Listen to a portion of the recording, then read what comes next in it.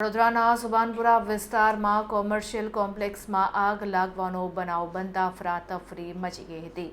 આગને પગલે ટ્રાફિક જામના દ્રશ્યો પણ જોવા મળ્યા હતા. સદનસીબે આગના બનાવમાં કોઈ જાનહાનિ નથી થઈ. મળતી માહિતી મુજબ સુભાનપુરા વિસ્તારમાં આવેલ વર્ધમાન કોમ્પ્લેક્સમાં આવેલી અરિહંત ટ્રેડર્સની ઓફિસમાં કોઈ કારણોસર આગ લાગી હતી. ઓફિસમાંથી અચાનક ધુમાડાના ગોટે ગોટા બહાર નીકળતા જોઈ લોકોએ બૂમાબૂમ કરી મૂકી હતી. ઓફિસમાંથી અચાનક ધુમાડાના ગોટે ગોટા બહાર નીકળતા જોઈ લોકોએ બૂમાબૂમ કરી મૂકી હતી. જોતજોતામાં આગે વિકરાળ સ્વરૂપ ધારણ કરી લીધું હતું, જેને કારણે બિલ્ડિંગમાં કામ કરતા કર્મચારીઓ અને ગ્રાહકો જીવ બચાવવા બહાર દોડી આવ્યા હતા. આગની જાણ થતાં જ વડોદરા ફાયર સર્વિસ એક્શનમાં આવી ગઈ હતી.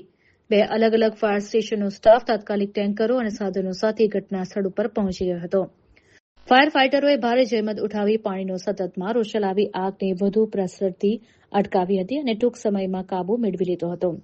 સાવચેતીના ભાગરૂપે 108 એમ્બ્યુલન્સ અને સ્થાનિક પોલીસનો કાફલો પણ ઘટના સ્થળ ઉપર દોડી આવ્યો હતો. આ ભીષણ આગમાં ઓફિસનું ફર્નિચર અને રેકોર્ડ બળીને ખાખ થઈ ગયા હોવાના અહેવાલ છે, પરંતુ રાહતની વાત એ છે કે આ દુર્ઘટનામાં કોઈ જાનહાનિ નથી થઈ.